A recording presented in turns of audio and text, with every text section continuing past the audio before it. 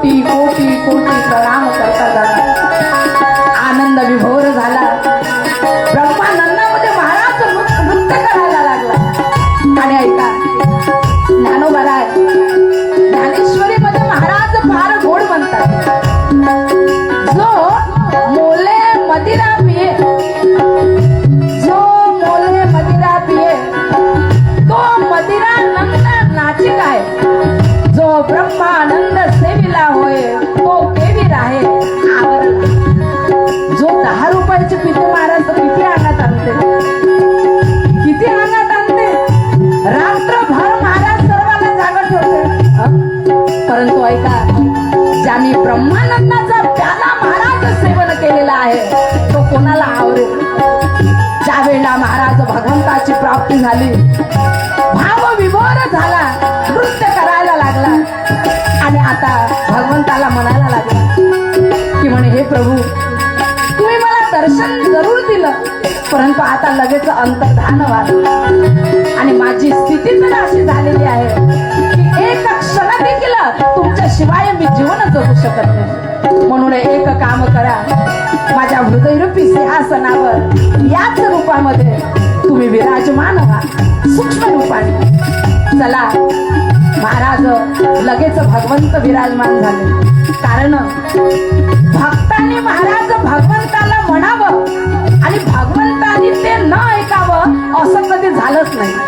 कारण अगर भक्त नाही होते तो भगवान कहा होता। महाराज भक्त नसते तर भगवंताला कोणी विचारलं असतं। लगेच भगवंत विराजमान झाले आणि आता महाराज ब्रह्मानंदामध्ये नृत्य करीत दऱ्या खोऱ्यातून पर्वत पहाडामधून एका नगरामध्ये प्रवेश केला।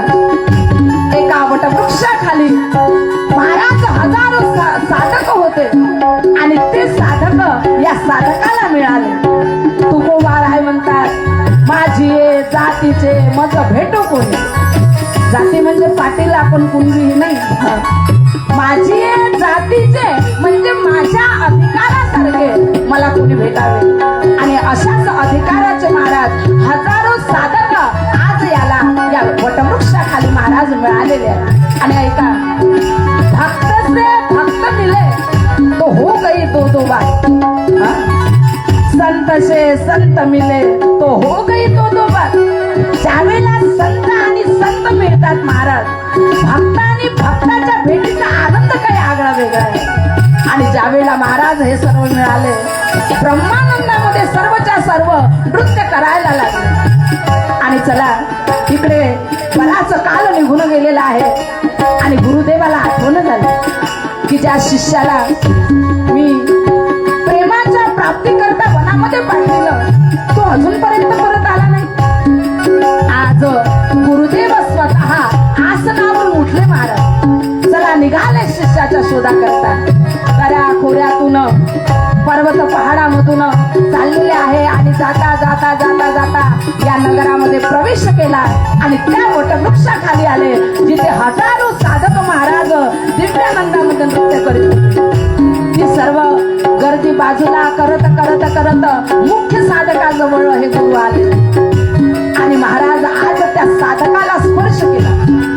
त्या साधकाला जसाही स्पर्श केला, हा स्पर्श महाराज त्या साधकाने त्या शिष्याने ओळखला, हा तर स्पर्श म्हणे माझ्या गुरुदेवांचा आहे। एकदम त्यांनी डोळे उघडले आणि म्हणे, गुरुदेव तुम्ही आणि इथे? गुरुने नव्हतं ओळखलं महाराज, कारण अवस्था बदलली होती शिष्याची। बराच काल झाल्यामुळे आज महाराज नखाच्या चुंबळ्या झाल्या होत्या, केसांच्या महाराज जटा बनलेल्या होत्या। म्हणे, अरे ज्या शिष्याला मी प्रेमाच्या प्राप्ती करता वनामध्ये तपश्चर्या करण्याकरता पाठवलं होतं तोच शिष्य तू का माझा? म्हणे, हो गुरुदेव। मग तुला तर सांगितलं होतं म्हणे मी की ज्या वेळेला तुला प्रेमाची प्राप्ती होईल, भगवंतावर असामान्य कोटीचं प्रेम होईल, त्यावेळेला तू माझ्याकडे येशील, मी तुला त्या भगवंताची प्राप्ती करून देईन। म्हणे, हो गुरुदेव, तुम्ही म्हटलं होतं, परंतु ऐका, ज्या वेळेला त्या असामान्य कोटीचं प्रेम मला प्राप्त झालं त्यावेळेला तो परमात्माच दूर राहिला नाही, तो तर आज या हृदयरूपी सिंहासनावर बसलेला आहे. आणि ऐका गुरुदेव, हे जर कुणाच्या कृपेमुळे झालं असेल तर तुमच्या कृपेमुळे. कारण तुमच्या कृपा दृष्टीमध्ये हे सामर्थ्य आहे की एखाद्या काट्याला स्पर्श करावा तर त्यातून सुगंध यावा. चला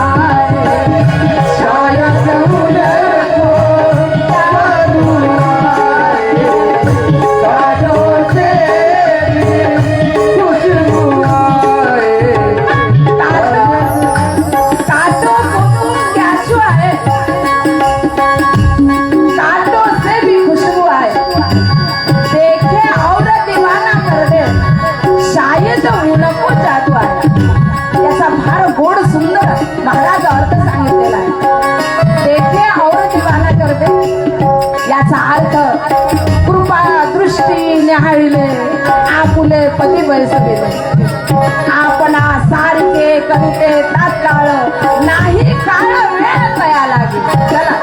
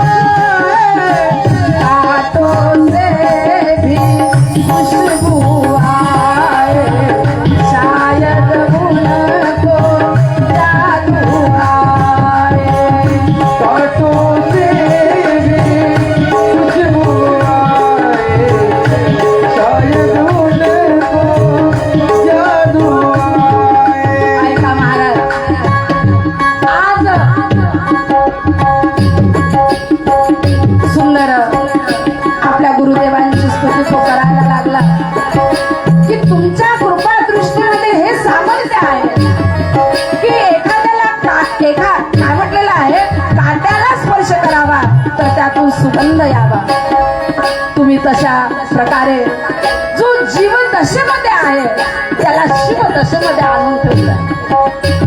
जे जीव दशेमध्ये आहे त्याला परमात्मा स्थितीमध्ये नेऊन ठेवता. ही जादू तुमच्या ठिकाणी आहे. आणि ऐका गुरुदेव, ज्या वेळेला ते असामान्य कोटीचं प्रेम मला प्राप्त झालं, तो परमात्मा मात्र दूर राहिला नाही. ही तुमची कृपा आहे. आणि ऐका महाराज, गुरु कृपेने तर भगवंताची प्राप्ती होतेच होते, परंतु त्याबरोबर भगवंतावर महाराज असामान्य कोटीचं प्रेम देखील असलं पाहिजे. कारण तो परमात्मा प्रेमाचा सागर आहे. तू प्यार का सागर है, तेरी एक बूंद के प्यास है. तो प्रेमात्मा आहे आणि त्याची प्राप्ती जर कशाने होत असेल तर प्रेमानेच होते. म्हणून ऐका, प्रेमाने महाराज याला प्राप्ती झाली भगवंताची. म्हणून प्रेमाची गरिमा ऐका. प्रेम परिचय को पहचान बना देता है. प्रेम परिचय को पहचान बना देता है. प्रेम वीराने को गुलिस्तान बना देता है. प्रेम वीराने को गुलिस्तान बना देता है. मैं गैरों की नहीं कहता, आप विधि कहता हूँ. प्रेम इंसान को भगवान बना देता है. ही प्रेमाची गरिमा आहे. आणि म्हणून संतांनी भगवंताला मागितलं की हे प्रभू, द्यायचं असेल तर एवढंच द्या. प्रेम सुख देई, प्रेम सुख देई. कारण प्रेमे बिन नाही समाधान. चला, प्रेमे बिन नाही समाधान. प्रेम बिन नाही समाधान. प्रेम बिन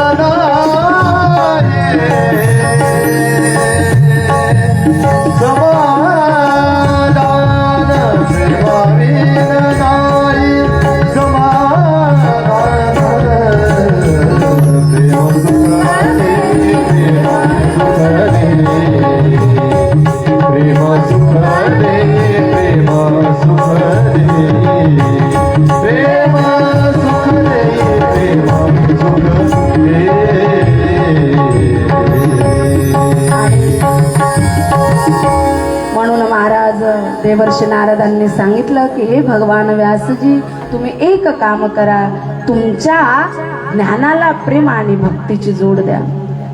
आणि पूर्वजन्म वृत्तांत यावेळेला देवर्षी नारदांना आपला आठवला. भगवान श्रीकृष्ण परमात्म्याची महती सांगता सांगता भगवान व्यास यांना देवर्षी नारद म्हणायला लागले की आज मी देवर्षी नारद आहो, परंतु मागच्या जन्मामध्ये मी कोण होतो माहिती आहे?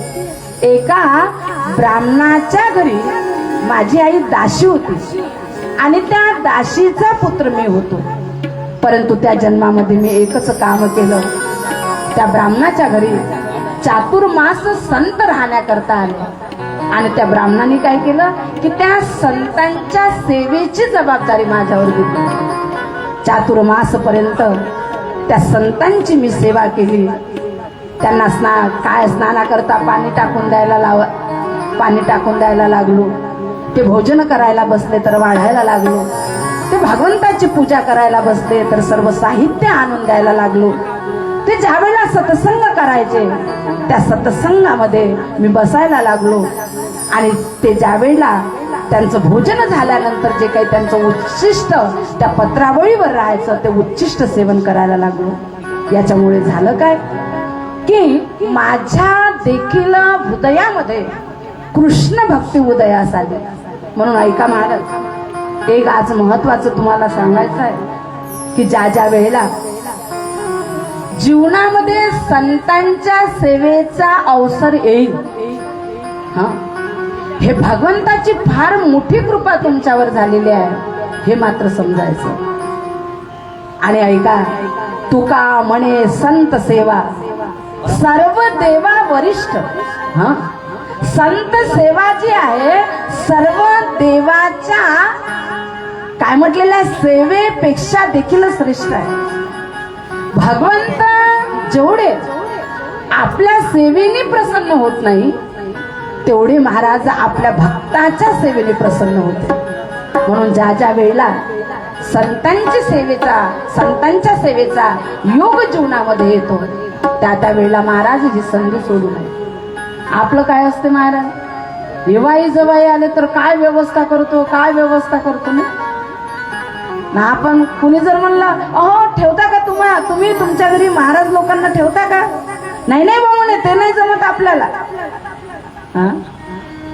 आम्ही संत नाही आहोत, परंतु महाराज संतांचे दास तर आहोत, संतांचे लेकर तर आहोत नाही. लोकांचं उलट आहे महाराज, जे कामी येत नाही ते खूप करते आणि जे कामी येते तिथे आळस करते. संत सेवेसारखं जगतात महाराज दुसरं श्रेष्ठ साधन नाही. सेवेनं काय काय प्राप्त होत नाही.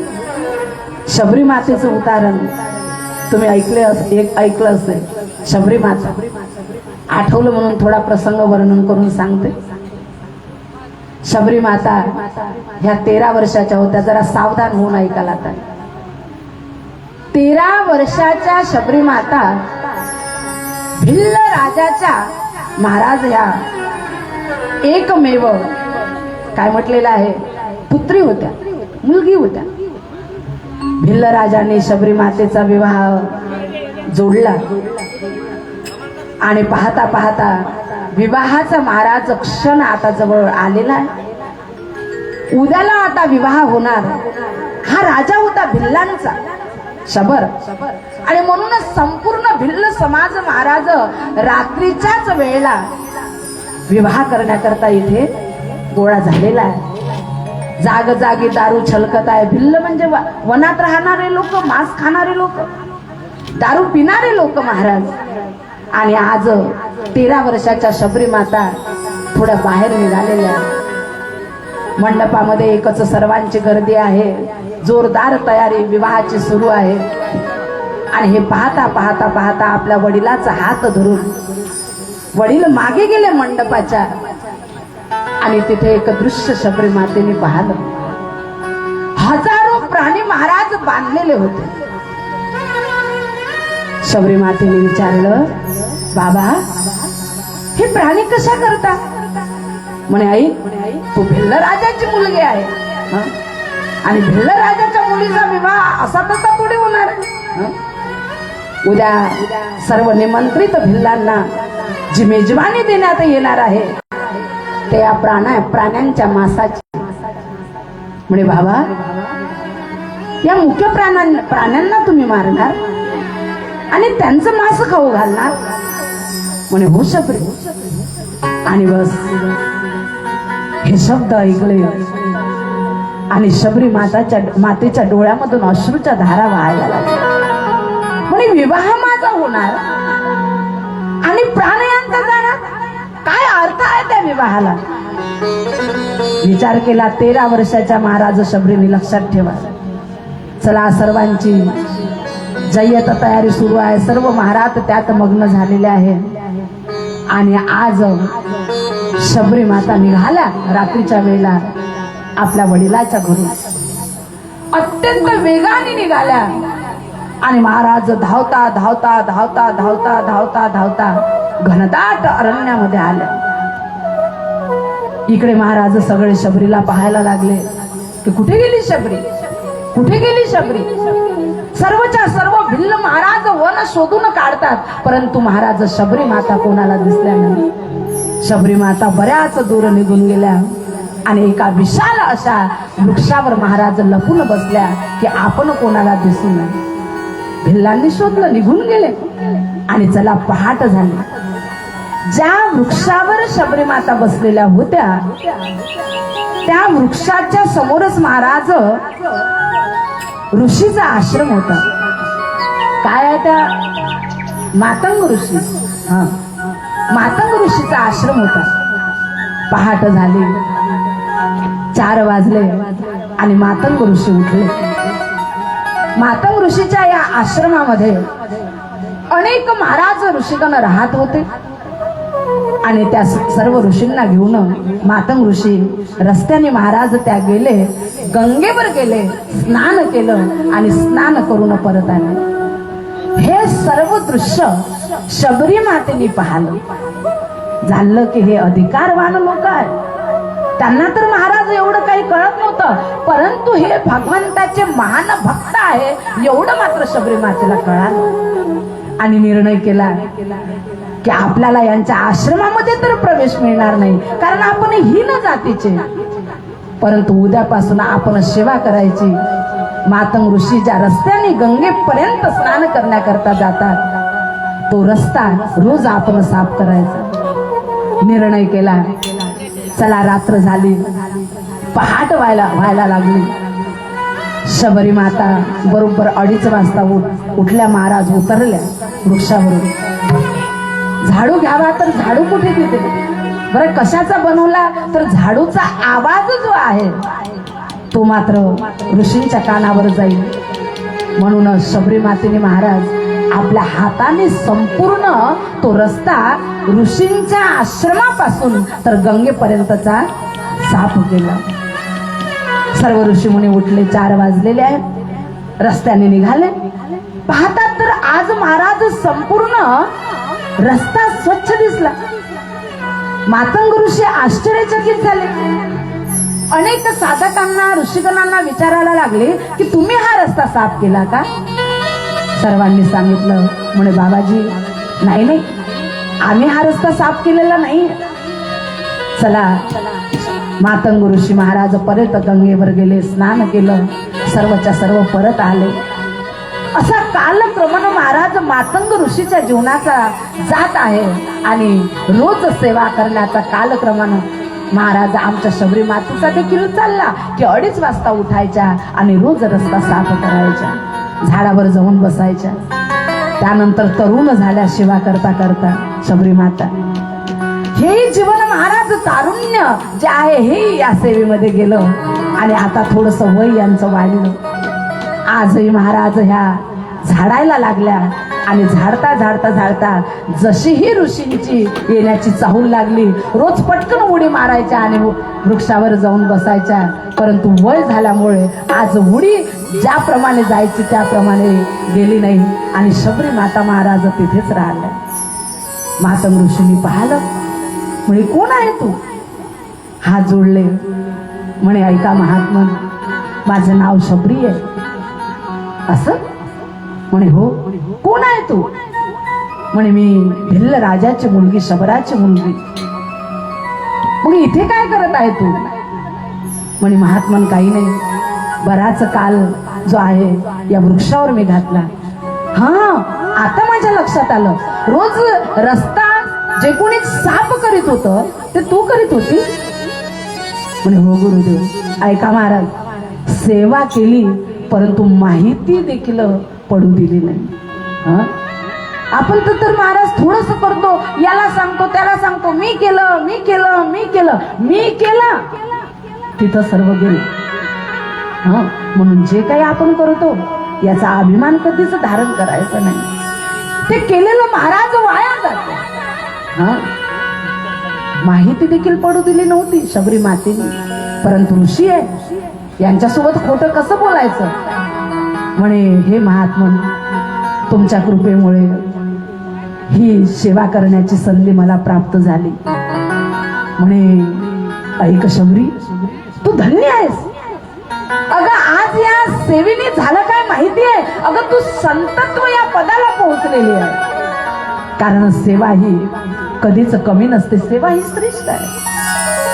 हे सर्व महाराज, बाकीचे ऋषी, बाकीचे जे साधक त्या आश्रमामध्ये राहत होते, त्यांनी ऐकलं आणि त्यांना वाटलं की मातंग ऋषी म्हणे बिघडले, यांची दृष्टी बिघडली, यांचं मन बिघडलं. म्हणे अरे शबरी, तू ही नकुलातली, आजपर्यंत तुम्ही आमचा रस्ता साफ केला गंगेवर जाण्याचा, तू आम्हाला विटाळ, आमचं काय म्हटलेलं आहे, विटाळ केला, विटाळ. आजपर्यंत जे स्नान केलं त्या योगाने आम्ही शुद्ध झालो नाही. सर्वच्या सर्व महाराज शबरी मातेला धिक्कारायला लागले. मातंग ऋषींनी सांगितलं की नाही नाही, शबरी हीन जातीतली असेल, परंतु आज तर ती फार मोठी झाली, आपल्याही पेक्षा मोठं स्थान तिला प्राप्त झालेलं आहे. हे ऋषीगणांनो, हे साधकांनो, असं बोलू नका. हे पटलं नाही महाराज सगळ्यांना बोलणं, म्हणे हे बिघडले, चला म्हणे आपण गंगेवर स्नान करण्याकरता आले. महाराज गंगेवर स्नान करण्याकरता तर दृश्य बघितलं. काय बघितलं?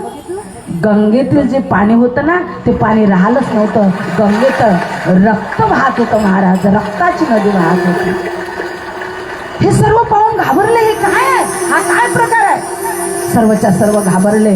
आले धावत मातंग ऋषीकडे.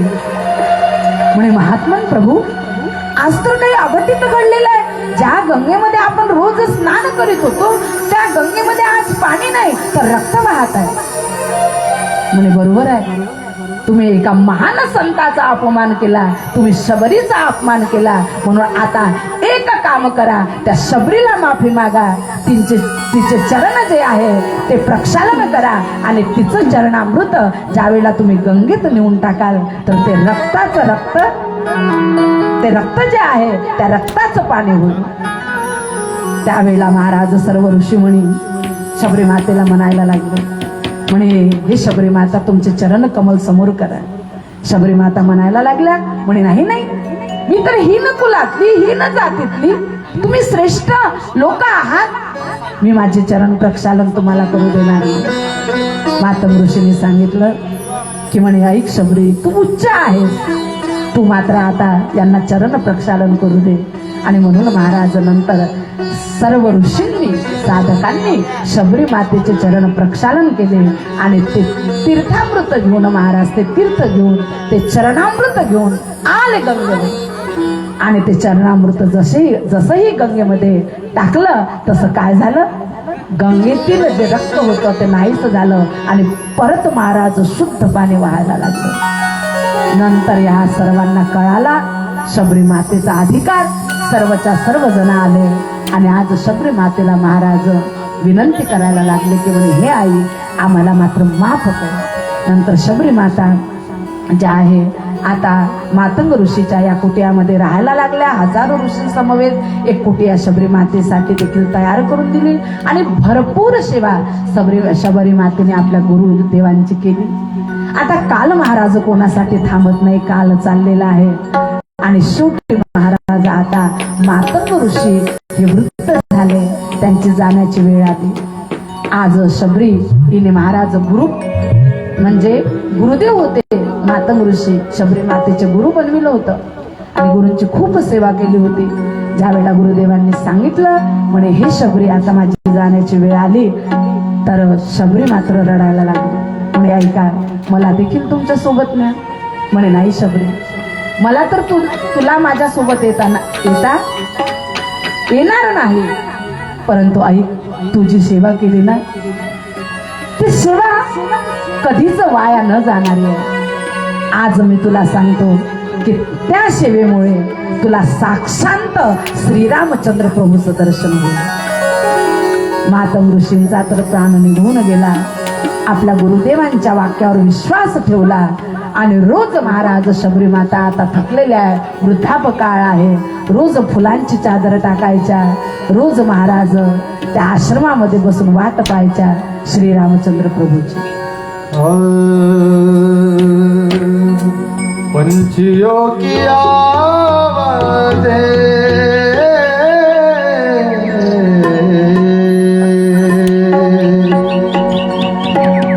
पंचयोगिया गूंजती है आंगन में, पंचयोगी आवाज़ें गूंजती है आंगन में, पंचयोगी आवाज़ें गूंजती है आंगन में, पंचयोगी आवाज़ें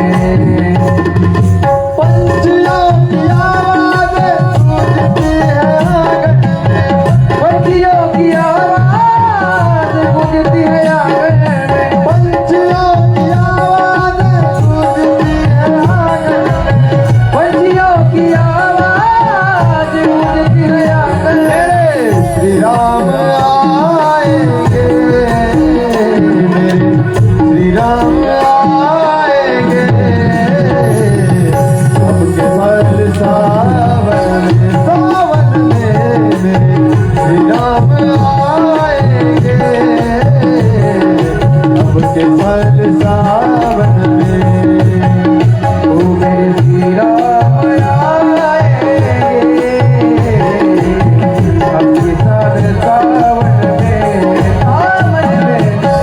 श्री राम आएंगे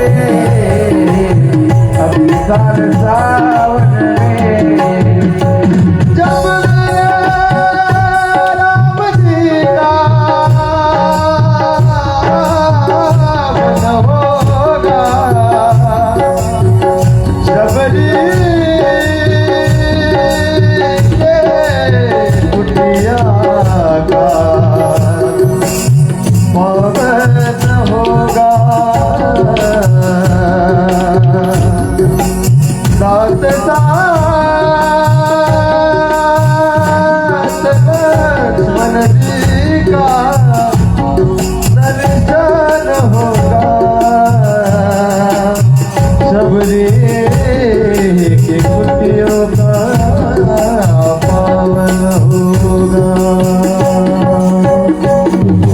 पंछियों की आवाज़ें गूंजती है आंगन में पंछियों की आवाज़ गूंजती है आंगन में पंछियों की आवाज़ें गूंजती है आंगन में पंछियों की आवाज़ें गूंजती है आंगन में श्री राम आएंगे मेरे श्री राम आएंगे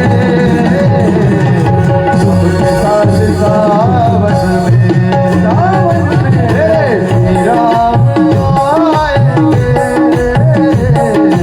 अब के साथ सावन में श्री राम आएंगे अब के साथ सावन में श्री राम आएंगे अब के साथ सावन राजा राम राम राम साई राम राम राम राजा राम राम राम साई राम राजा राम राम राम साई राम राम राम राजा राम राम राम साई राम राजा राम राम राम साई राम राम राम राजा राम राम राम साई राम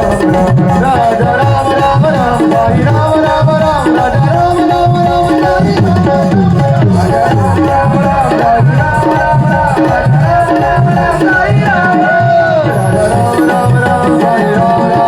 राजा राम राम राम साई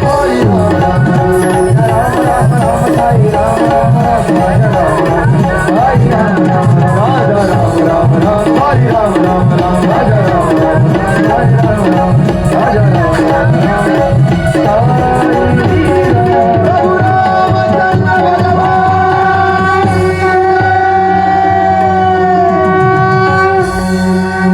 आणि शेवटी केवळ सेवेमुळे महाराज शबरी मातेला श्रीरामचंद्र प्रभूचं दर्शन झालं होतं. म्हणून जीवनामध्ये ज्या वेळेला संत सेवेचा योग तुमच्या येत असेल त्यावेळेला तो क्षण महाराज कधीच घालवू नका, कारण अत्यंत तुमच्या जीवनातील तो श्रेष्ठ क्षण आहे. चला शेवटी महाराजजी देवर्षी नारद सांगायला लागले की मी दासीपुत्र होतो, संतांची सेवा केली, भगवंतावर अतिव प्रेम केलं, मला त्या ऋषींसोबत जायचं होतं, परंतु ऋषींनी सांगितलं की हे बाळा तुझ्या आईची तुझ्यावर जबाबदारी आहे, त्या आईला टाकून तुला आमच्या सोबत येता येणार नाही, परंतु जाता जाता भवतापातून मुक्त होण्याचा मार्ग मात्र मला त्यांनी सांगितला की सर्व कर्म ईश्वर अर्पण करत चल. शेवटी मी घरीच राहिलो. ऋषीमुनी निघून गेले. माझ्या हृदयामध्ये मात्र हरी हरी हरी हा टाहो फुटत होता की काही मी उद्धार पावेल, काही कृपा करील नारायण. आणि शेवटी एक दिवस आईचा सर्पदंशाने मृत्यू झाला. मी वनामध्ये गेलो. मनात परमात्मा व्यापून होता. डोळ्यामधून अश्रूच्या धारा वाहत होत्या. भगवंताचं ध्यान मी करीत होतो आणि त्याच वेळेला वटवृक्षाखाली बसलेलो असताना माझ्या हृदयरूपी या काय म्हटलेलं आहे सिंहासनावर एक भगवत स्वरूप प्रकाशू लागलं. एका प्रेमाच्या धबधब्याखाली मी आहो असं मला वाटायला लागलं. परंतु क्षणार्धामध्ये ते स्वरूप विरून गेलं. हे व्यासजी, मासोळी गळाला लागल्यानंतर तडपडते, परंतु मी गळ सुटल्यामुळे तडपडायला लागलो. आणि शेवटी मात्र भगवंताने अदृश्य होऊन सांगितलं की जोपर्यंत वासनांचा पुंज या अंतःकरणावर असतो तोपर्यंत माझं दर्शन होणं दुर्लभ आहे. म्हणून एक काम कर, तू पुढे तपश्चर्या कर. या योगाने अंतःकरणावरील वासनांचा पुंज नष्ट होईल आणि शेवटी मात्र प्रलय काळ येईल. त्या प्रलय काळामध्ये तुझा हा देह नष्ट होईल आणि त्यानंतर सुंदर ज्या वेळेला नवीन सृष्टी आकाराला येईल त्यावेळेला ब्रह्मदेवाचा मानस पुत्र देवर्षी नारद म्हणून तू काय होशील, जन्माला येशील. म्हणून आज मी देवर्षी नारद झालो. म्हणून तुम्ही एक काम करा, तुमच्या ज्ञानाला प्रेम आणि भक्तीची जोड द्या. त्याकरता चतुश्लोकी भागवत सांगितलं. चतुश्लोकी भागवताला शम्याश्रमाच्या ठिकाणी भगवान व्यासांनी सुंदर भक्ती आणि प्रेमाची जोड दिली आणि एक महान आणि दिव्य ग्रंथ तयार झाला प्रेम आणि भक्तीची जोड देऊन, की ज्यामध्ये काय म्हटलेलं आहे 12 स्कंद आहे, 335 अध्याय आहे. आणि तो ग्रंथ, ते पुराण म्हणजे श्रीमद भागवत महापुराण. ब्रह्मानंद झाला. भगवान व्यासांना नृत्य करायला लागले, परंतु या जगतातील जीवांना देखील हा ब्रह्मानंद मिळावा आणि या जगतापर्यंत कुणीतरी पोहोचविण्याकरता लागेल. आणि श्रीमद भागवत शास्त्र ऐका महाराज, प्रेमशास्त्र आहे. म्हणून एकदम याचा प्रचार तोच करू शकतो की जो अत्यंत वैराग्यवान असेल. आणि तो वनामध्ये गेलेला पुत्र, त्याची आठवण झाली. भगवान व्यासांना काही शिष्यांना पाठविलं, त्यांच्या कानावर पडेल असं सुंदर महाराज या श्लोकाचं गायन केलं. ते ऐकून भावविभोर झाले शुकदेव भगवान. अत्यंत आनंदाने पळत महाराज सुटलेले आहे. निर्गुण ब्रह्माचे उपासक सगुण ब्रह्माच्या पाठीमागे पागल होऊन पळत आले. भगवान व्यासांच्या चरण कमलावर नतमस्तक झाले, कोटी कोटी प्रणाम केले आणि विनंती केली की म्हणे, हे बाबा, ज्या श्रीमद भागवत महापुराणाची रचना तुम्ही केली तर ते श्रीमद भागवत महापुराण मला देखील ऐकायचं आहे. तर ऐका, श्रीमद भागवत महापुराणाची रचना कुणी केली? प्रश्न होता आपला. भगवान व्यासांनी. कुठे केली? शम्याश्रमाच्या ठिकाणी. आणि कशा करता केली? तर ब्रह्मानंद मिळविण्याकरता. ठीक आहे. आणि पुढे महाराज शुकदेव भगवंतांनी ही कथा ज्या वेळेला ऐकली तेही ब्रह्मानंदामध्ये डोलायला लागले. त्यावेळेला भगवान व्यासांनी सांगितलं की म्हणे, हे शुका, जो ब्रह्मानंद या श्रीमद भागवत महापुराणाच्या रचनेमधून मला झाला, जो ब्रह्मानंद श्रीमद भागवत श्रवणाच्या योगातून तुला झाला, तोच ब्रह्मानंद या जगतातील जीवाला देखील झाला पाहिजे. आणि म्हणून हे प्रेमशास्त्र घेऊन, हा प्याला घेऊन कथामृताचा या जगतापर्यंत तू जा. आणि पुढे महाराज परीक्षित राजाला निमित्त करून या कथामृताचा प्याला घेऊन शुकदेव भगवान तुमच्या आमच्यापर्यंत आलेले आहे. कोई पिऊ रे प्याला राम रस का म्हणत. आणि चला, शेवटी महाराज ज्या परीक्षितीला निमित्त केलं, त्या परीक्षितीचा जन्म कसा झाला, त्याने काय कार्य केले, त्याला शाप का मिळाला, हे 3 प्रश्न विचारले. त्यातील परीक्षितीचा जन्म कसा झाला हा फक्त 15 मिनिट आपल्या कथेला राहिलेला आहे, तेवढा विषय आपण बघू. तर परीक्षितीचा जन्म कसा झाला हा प्रश्न ज्या वेळेला विचारला तर वृत्तांत महाराज सांगितलेला आहे. परीक्षितीच्या जन्माच्या आधीची अवतरणिका अशी होती की कौरव आणि पांडव यांच्यामध्ये घनघोर युद्ध झालं. शेवटी महाराज सर्व पांडवांनी या सर्व कौरवांना मारलं. अनेक योद्धे देखील यांच्या सोबत होते.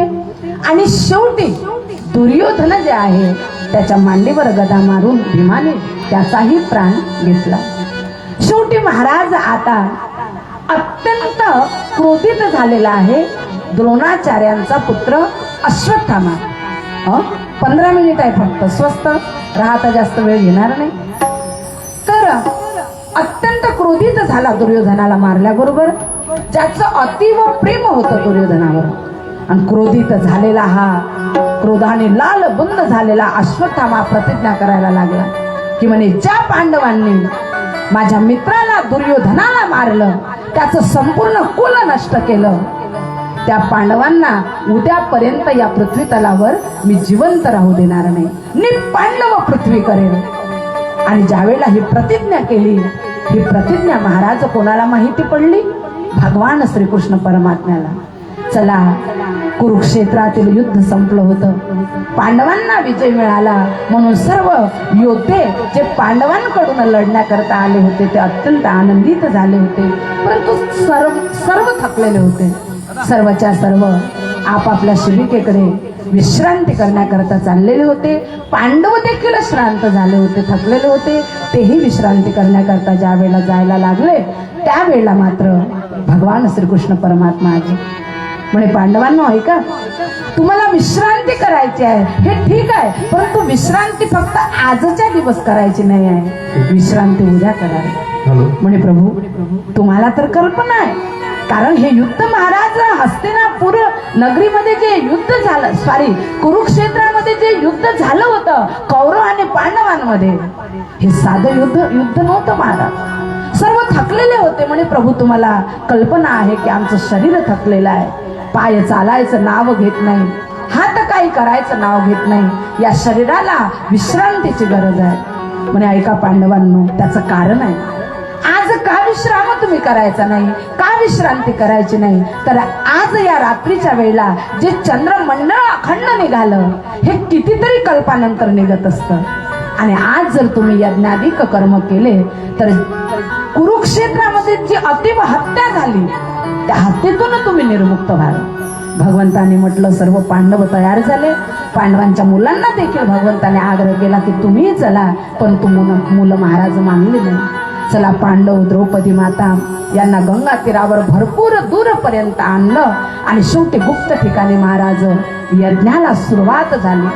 वेदांच्या रुचामध्ये समिधा टाकण्यात आल्या, घृत ओतण्यात आलेला आहे. वेदांच्या रुचामध्ये महाराज अग्नी प्रदीप्त झाला. यज्ञातील अग्नीच्या ज्वाळा अंतराळामध्ये चाललेल्या. अत्यंत मंगलमय वातावरण झालं निर्माण या योगाने. पाहता पाहता यज्ञ संपला. सर्व पांडव, द्रौपदी माता आनंदित झाल्या आणि सर्वच्या सर्व आता शिबिकेकडे यायला निघाले. इकडं महाराज अश्वत्थामा विचार करतो आहे की ज्या पांडवांनी दुर्योधनाला मारलं त्या पांडवाला मी जिवंत ठेवणार नाही. आणि म्हणून लाल बुंद झालेला हा अश्वत्थामा रागाने महाराज थरथर थरथर अंग कापत आहे, लाल बुंद डोळे झालेले आहे. आला द्रौपदी मातेच्या शिबिकेकडे. अनेक सैनिकाची नजर चूक केली, शिबिकेमध्ये प्रवेश केला. दिव्याची ज्योत थोडी तेवत होती आणि त्या प्रकाशामध्ये पाहिलं की 5 जण झोपलेले आहेत. म्हणजे हेच ते पांडव की ज्यांनी संपूर्ण कौरव कुल नष्ट केलं, यांना मी जिवंत राहू देणार नाही. तलवार काढली अश्वत्थामाने आणि 5 जणांच्या शिरावर एकच चीख उठली. रक्ताच्या चिरकांड्या उडाल्या. पाहता पाहता रक्ताची नदी वाहायला लागली. आणि अशा वेळेला अश्वत्थामा आनंदित होऊन परत सैनिकाची नजर चूक करून पळत गेलेला आहे. तेवढ्याच वेळात द्रौपदी माता आल्या. पाहता पाहता महाराज शिबिकेमध्ये प्रवेश केला. दिव्याची ज्योत थोडी वर केली.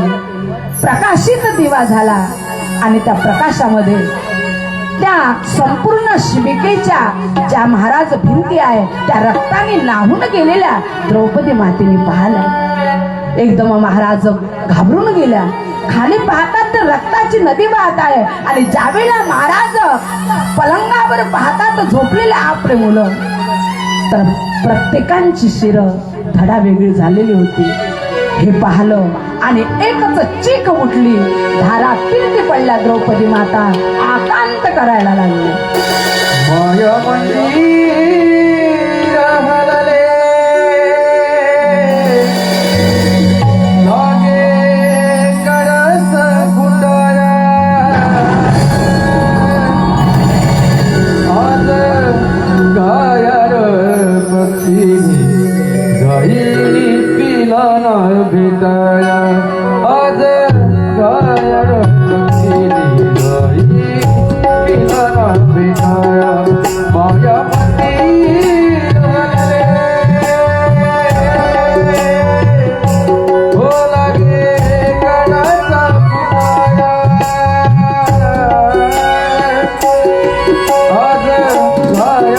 पक्षी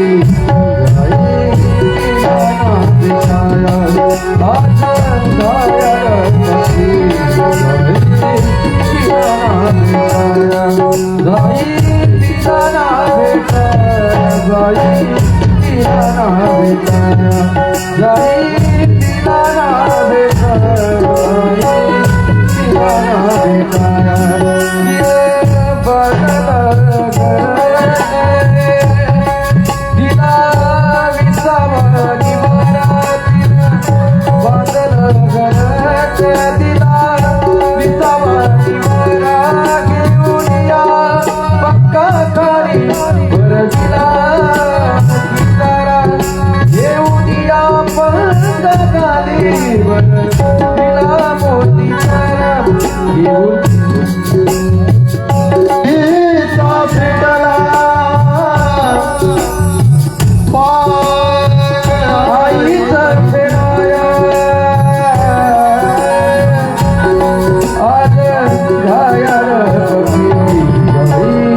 पिलाना बिछाया आज घायल पक्षी जाई पिलाना बिछाया जाई पिलाना बिछाया जाई पिलाना बिछाया पिलाना बिछाया करायला लागल्या. ही चीख भीम आणि अर्जुनाला ऐकायला गेली. एकदम धावत आले महाराज आणि जसे शिबिकेमध्ये प्रवेश करते झाले पाहतात तर रक्ताची नदी वाहत आहे. संपूर्ण भिंती रक्ताने नाहून निघालेल्या आहे आणि जवळ जाऊन पाहिलं तर आपल्या प्रत्येक मुलाची शिर धाडावेगळी झालेली आहे. हे पाहिलं विदीर्ण झालं महाराज. भीमाने अर्जुनाचं हृदय, अरे हे काय घडलं, कुणी हा प्रकार केलेला आहे. आकांत करायला लागले भीमाने अर्जुन. परंतु हे जे झालेलं आहे जास्त वेळ झालेला नाही. ज्याने केलेला आहे तो जास्त दूरपर्यंत गेलेला नसेल म्हणून लगेच रथावर आरूढ झाले आणि रथ महाराज घनदाट अरण्यामध्ये प्रवेश करता झाला. त्या व्यक्तीचा शोध करीत चाललेला आहे. पाहता पाहता एक मनुष्य धावत असलेला दिसला. अत्यंत वेगाने रथ त्याचा पाठलाग करीत गेला आणि शेवटी पकडलं त्या माणसाला, त्या मनुष्याला. त्या मनुष्याने पाहिलं हा अश्वत्थामा होता महाराज. अश्वत्थाम्याला तर असं वाटलं की मित्र पांडवांना मारलं. ज्यावेळेला भीमाने अर्जुन यांना जिवंत पाहिलं अश्वत्थामा एकदम स्तब्ध झाला. अर्जुनाने हात पकडला कारण अश्वत्थामा देखील रक्ताने नाहून होता. म्हणे अश्वत्थामा, अरे तू मारला आमच्या मुलांना, परंतु ऐक आज तुला देखील आम्ही जिवंत ठेवणार नाही कारण जिवंत राहण्याचा अधिकार तू मात्र आज काय केलेला आहे, गमवून टाकलेला आहे. उचललं रथावर ठेवलं. रथ महाराज अत्यंत वेगाने निघालेला आहे. द्रौपदी मातेची पाहता पाहता पाहता रथ आला. अश्वत्थाम्याचा हात धरून उतरविलं भीमाने अर्जुनाने आणि महाराज शिबिकेमध्ये गेले जिथे द्रौपदी माता आकांत करीत होत्या. द्रौपदी मातेला आवाज दिला. म्हणे द्रौपदी आई, अगं आपल्या मुलांना मारणारा दुसरा तिसरा कोणी नसून हा अश्वत्थामा आहे की ज्याने निर्गुण हत्या आपल्या मुलांची केली. म्हणून आता याला आम्ही जिवंत राहू देणार नाही. अर्जुनाने महाराज तलवार काढली आणि मारणार. तोच द्रौपदी माता म्हणायला लागला, मुच्छताम मुच्छताम एष ब्राह्मणो नितराम गुरु. सोडा सोडा त्याला मारू नका कारण हा ब्राह्मण पुत्र आहे आणि ब्राह्मण पुत्राला जर तुम्ही मारलं तर ब्रह्महत्या तुम्हाला लागेल म्हणून सोडू नका. दुसरी गोष्ट, त्या गुरूंचा हा पुत्र आहे की ज्या गुरूंनी तुमच्यावर अति उपकार केले. ज्या विद्या दिल्या ती मुलांनाही विद्या दिल्या नाही आणि म्हणून सोडा त्याला मारू नका. तिसरी गोष्ट ही की ऐका, याच्या आईला हा एकुलता एक होता. एकुलता एक आहे. मुलं मरण्याचं दुःख आईच्या हृदयाला काय होतं हे मी स्वतः भोगीत आहे. हे मात्र याच्या आईला मात्र भोगावं लागू नये म्हणून सोडा सोडा मारू नका. ही आहे महाराज आमची द्रौपदी माता. हं? ऐका, समाजामध्ये बोलताना महाराज बरेच लोक बोलून जातात की एक द्रौपदी होती म्हणून महाभारत घडलं, परंतु उलटा जरा महाभारताची पानं महाराज जरा वाचा की या कौरवांनी किती अपमान केला आमच्या द्रौपदी मातेचा. अरे केवढा छळ केला आमच्या द्रौपदी मातेचा. म्हणायचं असेल तुम्हाला तर हे म्हणा की एक दुर्योधन होता म्हणून महाभारत घडलं. क्षमाशीलतेच्या महाराज मूर्ती आमच्या द्रौपदी माता होत्या.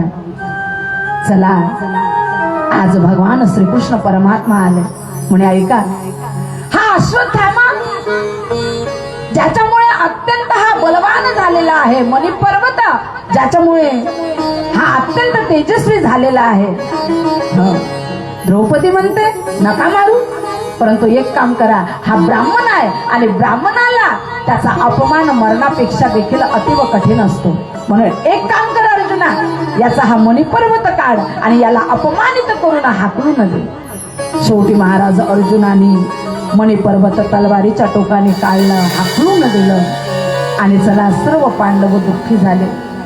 आज राज्य तर महाराज मिळालं होतं पांडवांना, हस्तिनापूर राजनगरी मिळाली होती, परंतु त्याचा उपभोग घेणारे मुलं शिल्लक राहिले नव्हते. आकांत चालला संपूर्ण पांडवांचा. परंतु एक ऐका महाराज, दुःखात जर कोणी साथ देणारा असेल तर तो आमचा परमात्मा आहे. सुखात तर महाराज या जगतातील लोक स्वजन स्वकीय साथ देतात महाराज. जोपर्यंत तुपाची धार तोपर्यंत पाहुण्याची एरझार. जोपर्यंत तुम्ही श्रीमंत असाल तोपर्यंत महाराज स्वजन तुमच्याकडे येईल, परंतु एकदा का तुम्ही गरीब बना महाराज, एकदा का तुम्ही दुःखी व्हा, तुमच्याकडे कोणी वाकूनही पाहणार नाही. हा समाज आहे. म्हणून जो दुःखात साथ देणारा आहे त्याला कधी सोडू नका महाराज. त्याचं चिंतन आजन्म करा, त्यांचं चिंतन आज काय म्हटलं, त्याचं स्मरण आजीवन करा. त्या परमात्म्याला महाराज विसरू नका. चला त्या दुःखात पांडवांना सांभाळलं भगवंताने आणि चला आता मात्र हस्तिनापूर नगरीमध्ये आणलं. काही दिवस महाराज सांत्वन केलं. धर्मराजाला थोडंसं दुःख कमी झाल्यानंतर राजा बनविलं आणि आता सांगितलं की मला जावं लागेल द्वारका नगरीमध्ये. तर त्यावेळेला विनंती केली सर्वांनी की म्हणे प्रभू राहणार आजचा दिवस. म्हणे नाही आता जावं लागेल. चला चला रात्र निघून गेली, पहाट झाली, रथ सज्ज झाला, पांडव निरोप देण्याकरता आले आणि अशा वेळेला आता भगवंत रथावर आरूढ होणार. त्याच वेळेला आज हा जो अश्वत्थामा ज्याला सोडलं होतं तो विचार करायला लागला की ज्या पांडवांनी संपूर्ण कौरव कुल नष्ट केलं, त्या पांडवांचा वंश तर मी नष्ट केला, परंतु शेवटचा वंश उत्तरेच्या गर्भामध्ये वाढत आहे अभिमन्यूचा पुत्र, तो एक गर्भ नष्ट झाला तर पांडवांचं कुल देखील वंश देखील पुढे नष्ट होईल. आणि म्हणून ब्रह्मास्त्र धारण केलं, सोडलं महाराज त्या उत्तरा मातेच्या गर्भावर आणि सू सू सू चाललेला आहे. हे ब्रह्मास्त्र अग्नीचा गोळा हा आपल्या पाठीमागे येतो आहे. संपूर्ण अंगाचा 10 व्हायला लागला उत्तरा मातेच्या आणि धावत निघाला भगवान श्रीकृष्ण परमात्म्याकडे. त्राही त्राही महायोगी, त्राही त्राही महायोगी. पण हे प्रभू, हा अग्नीचा गोळा माझ्या बाळाला जाळून टाकेल, माझ्या बाळाचं संरक्षण करा. ही आहे महाराज आई. त्या आईने असं नाही म्हटलं की माझं संरक्षण करा, त्या आईने म्हटलेलं आहे की माझ्या बाळाचं संरक्षण करा. ही आहे महाराज आई. आज जिने आपल्या जीवाची पर्वा केली नाही आणि कधीच करत नाही महाराज, आई आपल्या जीवाची पर्वा. तिचं संपूर्ण जीवन जर कोणासाठी जात असेल तर आपल्या मुलाबाळांसाठी. आई ही प्रेमाची मूर्ती आहे महाराज प्रत्यक्ष. वडील हे प्रेमाची मूर्ती आहे प्रत्यक्ष. परंतु आज चिंतन करण्यासारखा विषय महाराज आहे की त्याच आईवडिलाची अत्यंत दयनीय अवस्था झालेली आहे. ज्या मुलांना हाडाचे काढ करून रक्ताचं पाणी करून आई वडील महाराज लहानाचं मोठं करतात, तेच मुलं आता वृद्ध झाल्यानंतर आपल्या आईला अनाथ आश्रमामध्ये टाकत आहे. आता 8 दिवसाच्या आधीची गोष्ट महाराज, 2 म्हातारे आई वडील मला भेटले. हातात एक लहानशी पिशवी होती, कशी तरी मळकी झळकी, एखादं लुगडं असेल त्यात, एखादं धोतर असेल. दोघांनाही चालता येत नव्हतं. मी सहज विचारलं, म्हटलं आई तुम्ही एवढ्या म्हाताऱ्या आहे, मुलाला एखाद्या सोबत तर घेतलं असतं, कुठे चालल्या, या वयात घरी बसलं पाहिजे. त्यांनी विचारलं की म्हणे ताई आतापर्यंत तर कोणी विचारलं नाही आम्हाला, पहिल्या तुम्ही भेटल्या आणि असं वाटतं की तुम्ही काहीतरी विशेष आहे, कारण तुम्ही आम्हाला म्हणजे विचारलं, आमची स्थिती जाणली. मी म्हटलं हो, या वयामध्ये तर घरी असलं पाहिजे, किंवा या वयामध्ये बाहेर निघाला तर एखादं मूल तरी सोबत असलं पाहिजे. म्हणजे ताई एक सांगू, त्याच मुलांनी आम्हाला घराच्या बाहेर हाकलून दिलं. म्हणे काय सांगता, 4 मुलं आहेत. हे जे आहे ना म्हणे आमच्या घरचे, ज्यांना आज धड चालता येत नव्हतं, त्यांना मुलगी पाहिजे नव्हती, त्यांना मुलंच पाहिजे होते. हो, जसे जसे मुलं व्हायचे तसे तसे बँड बाजा वाजवायचे, बाजा वाजविणाऱ्याला बोलवायचे, पेढे वाटायचे. हेच ते ज्यांना चालता येत नाही त्यांना म्हणायची मी की हो काही एवढा आनंद मानू नका, मुलं शेवटपर्यंत साथ देतीलच असं नाही बरं. मलाही वेळ नाही दिला ताई, एवढा वेळ त्यांनी आपल्या मुलांसाठी खर्ची घातला, परंतु त्याच मुलांनी आज आम्हाला घराबाहेर काढलं. आम्ही चाललो अनाथ आश्रमामध्ये. आम्ही असं ऐकलं की गुरुकुंजला अनाथ आश्रम आहे, ताई आम्हाला तिथे भेटेल का? ती स्थिती पाहिली महाराज आई वडिलांची. रात्रभर झोप लागली नाही मला. किती क्रूर झाले मुलं, किती क्रूर झाले ह्या सुना. अरे तुमचे आई वडील जसे आहेत, त्या सुनांना मी विनंती करते की ज्या सुना आहे तुमचे आई वडील आहे ना जसे, तसं महाराज सासू सासऱ्याला माना. कारण त्याच सासू सासऱ्यांनी जे तुमचे पती आहे त्यांना जन्म दिलेला आहे. तुमच्या पतीला महाराज त्यांनी लहानाचं मोठं केलेलं आहे. कधी स्वतः सुखाने जगले नसेल, आपल्या मुलांच्या सुखाकरता आयुष्यभर ते झटलेले आहे. तुमच्या आईचा जर माहेरवरून फोन आला की का ग तुझी वहिनी काही बरोबर वागत नाही, मला असं वाटते की आता तुझा दादा आहे ना, तुझ्या वहिनीचं ऐकून आता अलग निघेल, आम्हाला सोडून देणार आहे, तर तुम्ही तुमच्या दादाला लगेच फोन करतात की दादा तुला हे सोबत नाही, दादा काय काय नाही केलं आई वडिलांनी आपल्या करता, आज तू आई वडिलाला वेगळं काढतो आहे, तू वेगळं निघतोय, शोभते का तुला? मग तुमच्या आई वडिलाला ते दुःख होऊ नये असं वाटते, तर तेच दुःख महाराज तुमच्या सासू सासऱ्याला होतं ना. चिंतन करा महाराज. आणि माझी विनंती आहे की नका तुम्ही एकदा भक्ती करू महाराज, खूप होत नसेल तर नका करू, परंतु जिवंत त्या देवांची सेवा करा, सासू सासऱ्यांची, आई वडिलाची, की ज्या शास्त्राने सांगितलं मातृदेवो भव पितृदेवो भव. जगतातील पहिली जर देवता कोणती असेल तर आई वडील आहे महाराज. जाणा त्यांचं. आज साक्षात परब्रह्म परमात्मा 28 युगापासून जे विटेवर उभे आहे, जगताचं अधिष्ठान, जगताचं महाराज, दैवत साक्षात पंढरीनाथ का विटेवर उभे आहे? काय पुंडलिकाने खूप भक्ती केली होती? नाही महाराज, भक्ती केली नव्हती. त्यांनी फक्त एकच काम केलं की आपल्या आई वडिलांची सेवा केली. त्या आई वडिलांच्या सेवेमुळे साक्षात परब्रह्म परमात्म्याला यावं लागलं आणि 28 युगापासून विटेवर त्याला उभं व्हावं लागलं.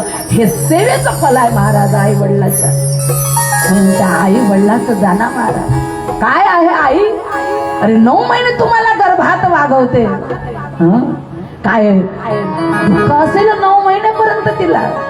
अरे रात्रंदिवस महाराज झोप येत नाही, एवढा गर्भ तिला वागवा लागतो.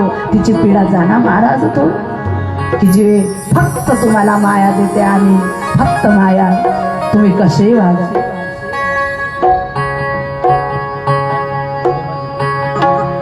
आई माझी मायेचा सागर दिला तिने जीवन आकार. आई मायेचा सागर जीवन आकार. आई मायेचा सागर जीवन आकार. आई माझी मायेचा सागर दिला तिने जीवन आकार.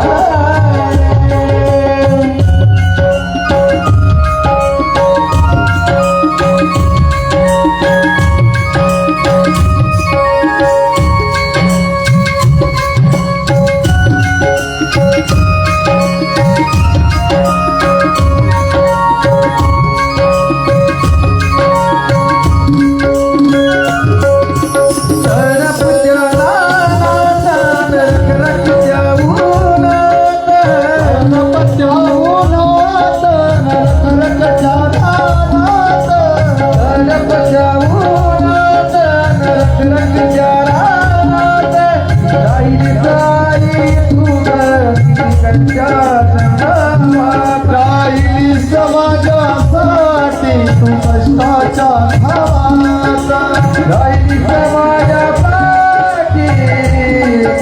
कष्टाच्या भावाचा. कधी गेला मुठभर गो, कधी घडे तुला बोल्या माती तुला विवेक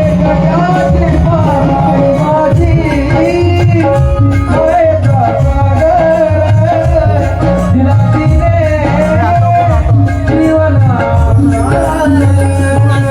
आई मायेचा सागर जीवन आकार.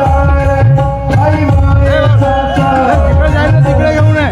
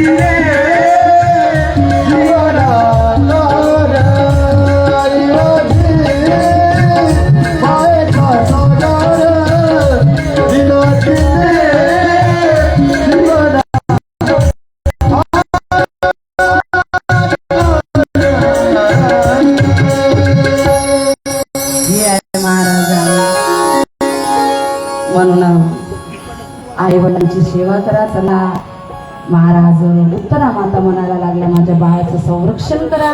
भगवंताने जाणलं की हा अश्वत्थामाचा द्वेष प्रकार आहे. भगवंताने अंगुष्ठाप्रमाणे अत्यंत सूक्ष्म रूप धारण केलं आणि उत्तरा मातेच्या गर्भामध्ये प्रवेश केला. हातामध्ये सुदर्शन चक्र घेऊन घर फिरायला लागले आणि त्याच वेळेला महाराज सुदर्शन चक्र घेऊन भगवंत आहे ब्रह्मास्त्र सु सु सु सु करीत आलं आणि आता त्या बाळाला जाईल तोच सुदर्शन चक्र आड झालं आणि सुदर्शन चक्रामध्ये ते ब्रह्मास्त्र विलीन झालं आणि अशा प्रकारे त्या बाळाचं संरक्षण आईच्या गर्भामध्ये भगवंतानी केलं. तोच पुढे परीक्षिती म्हणून जन्माला येणार आहे. हा सुंदर वृत्तांत सूत भगवंतानी शौनक ऋषींना महाराज वर्णन करून सांगितला.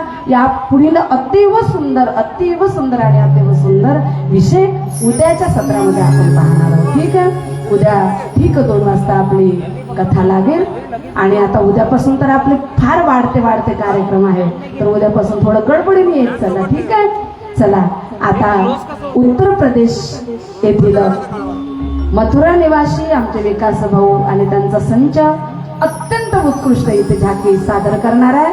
त्याचा आनंद आपण घेऊया. थांबा एक मिनिट. कॅसेट नाही लावली ना? कॅसेट लावायला बोलवा. दिली आहे का? लावा.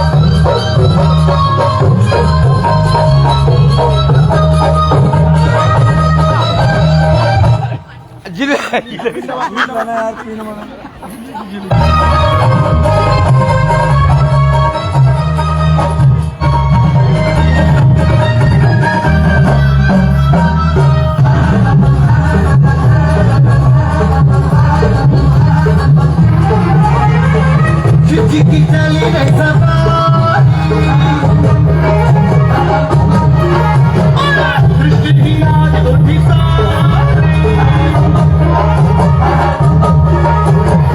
चिकी चली रे सवारी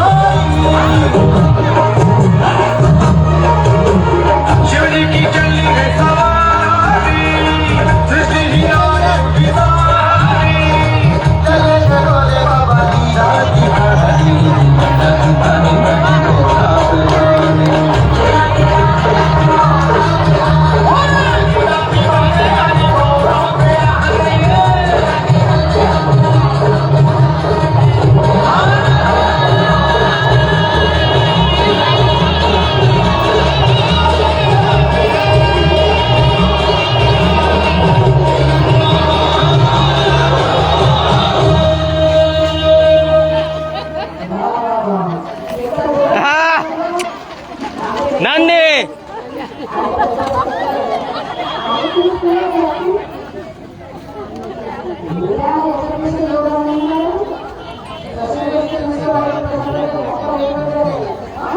नंदी महाराज नाराज मत होइए, इधर से आइए, इधर से आइए, आपके लिए रास्ता बना है।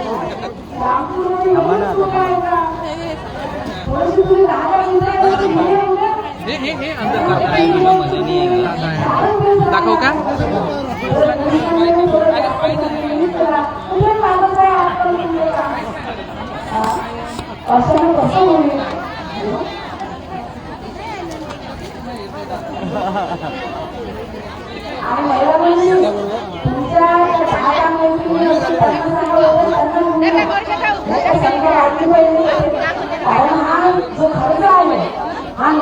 आणि हजारो लोकांना याचा मात्र काय आनंद घेता आला पाहिजे याच्याकरता सांगा जनतापर्यंत गेले नसेल नंदी भगवान की एकदा प्रेमाने भजन करू पूजन करून लगेच आरती होईल सगळं पूजन होईपर्यंत नामस्मरण करू आणि प्रसाद जो आहे तो सर्वांनी घ्यायचा आणि सर्वांनी बसून प्रसाद घ्यायचा ठीक आहे बसा एक मिनिट बसा डान्स करत आहे का बरोबर नंतर एक डान्स करणार आहे ते लगेच मला आरती घेऊन बसून जा तुम्ही एक बरोबर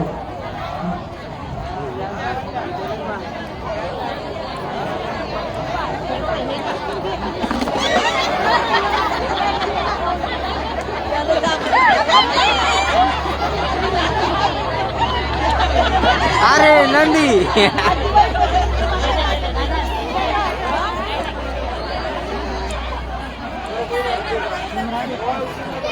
कॅमेरा पाहिजे कॅमेरा आहे त्यांच्याजवळ त्रिशूल थांबा.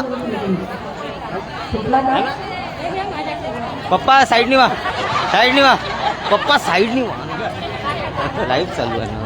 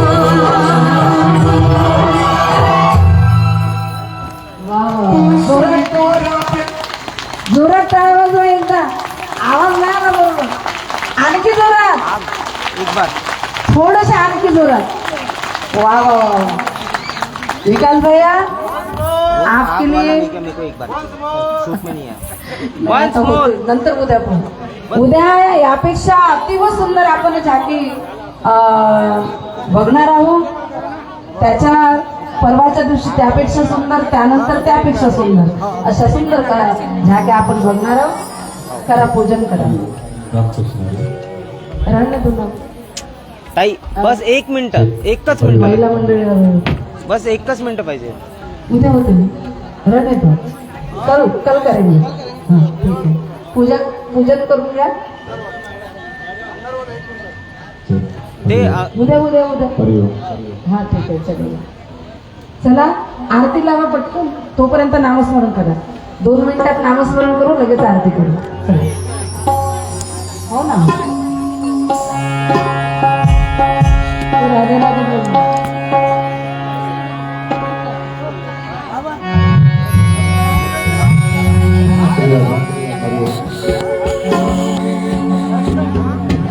तू राधे राधे बोल रे, तू श्याम श्याम बोल रे. तू राधे राधे बोल रे, तू श्याम श्याम बोल रे. तू राधे राधे बोल रे, श्याम श्याम बोल रे.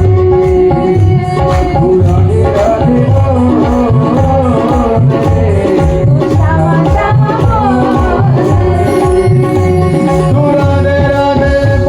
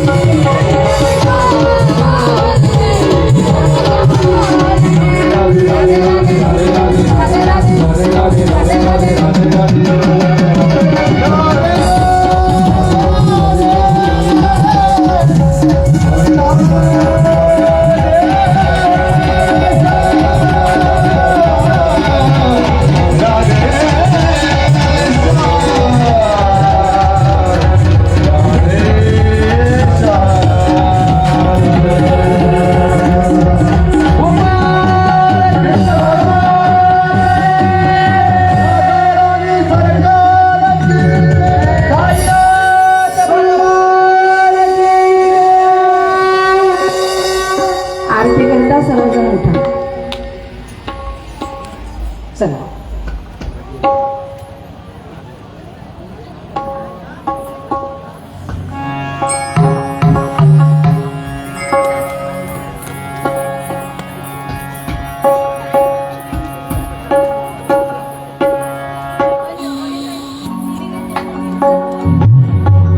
सद्गुरु साईनाथ भगवान की जय.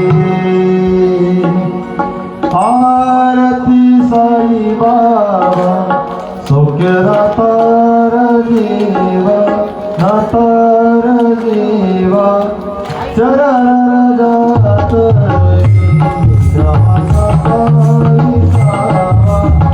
भक्ता विसावा. आरती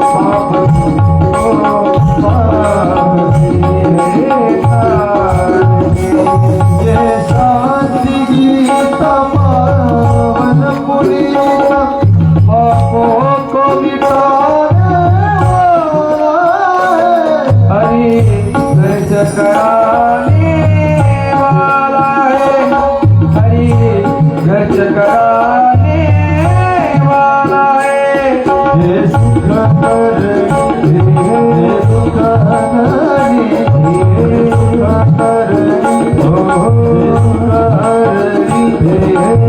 मधुसूदन को आप दिवागत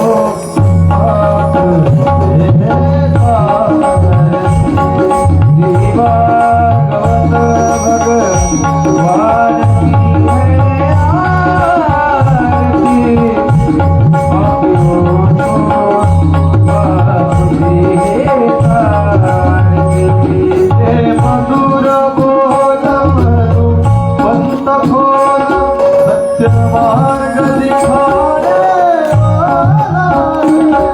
बिगड़ी को बनाने वाला है बिगड़ी को बनाने वाला है विराम यही है राम यही हो राम यही हो राम यही है प्रभु की महिमा की आरती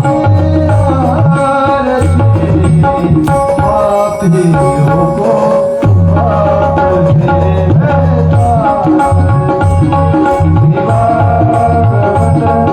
भगवान की है आरती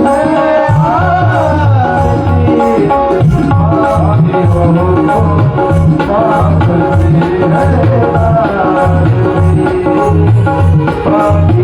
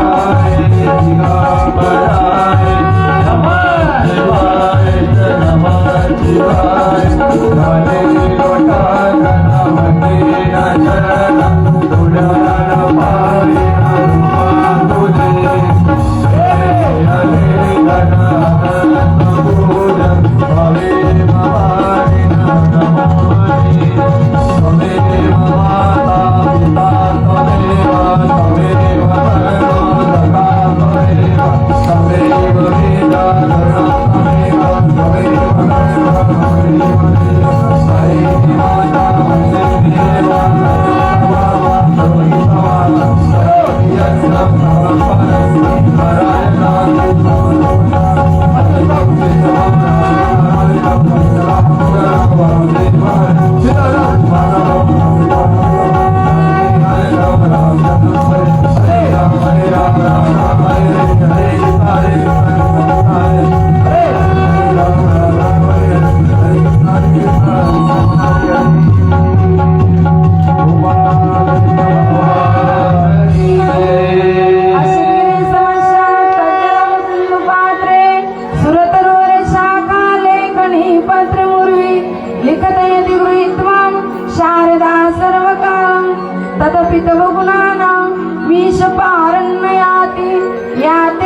पुष्पं तुलस्मञ्चमाला या मञ्चमाला सहजा कृपाला अंबिके यात्रा रुक्मिणी वदन्ते द्वारके राजा जय कृष्ण देवा मंत्र पुष्पांजलि समर्पयामि गोपाल कृष्ण भगवान की जय साईनाथ भगवान की जय 2 मिनिट सगळेजण बसा प्रसाद तुमच्यापर्यंत येईल आणि आजच्या कार्यक्रमाची सूचना अशी आहे की प्रसाद वाटप झाल्यानंतर लगेच हरिपाठ लागणार आहे ज्यांना ज्यांना हरिपाठाचा आनंद घ्यायचा आहे त्या मंडळींनी इथेच थांबायचं आहे हरिपाठ करणारी जी आमची मंडळी आहे हल्ली मुक्काम सावंगी त्यानंतर बोपापूर ही मंडळी इथे आलेली आहे तर सर्वांनी होईपर्यंत सर्वांनी यांचा आनंद घ्या, कारण जास्त वेळ काही झाला नाही, 7:30 वाजलेले.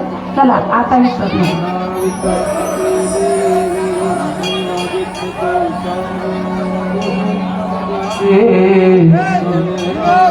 लेकराची वेंकटी सांडो भूतास परस्परे पणो गीतांचे तीर जाऊ जो जेवातील तो ते लाहो वशक सगळा मंडळी अनवर्त भूमंडळी चला कल्पगुरूंचे यारव चिंतामणीचे गाव बोल जे जे अर्णव चंद्रमेचे लांछन देता पहिरा ते सर्वाही सदा सज्जन किंबहुना सर्व सुखी थांबा थांबा, जिलेबी आहे, भजितो आदि जिलेबी. दोन वेळी बसा.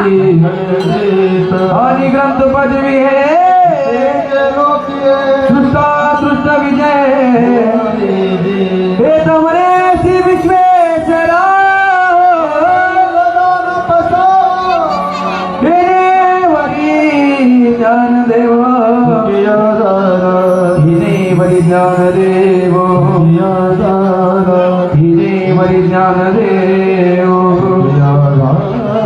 पंढरीनाथ भगवान की जय गोपाल कृष्ण भगवान की जय बोल साईनाथ भगवान की जय.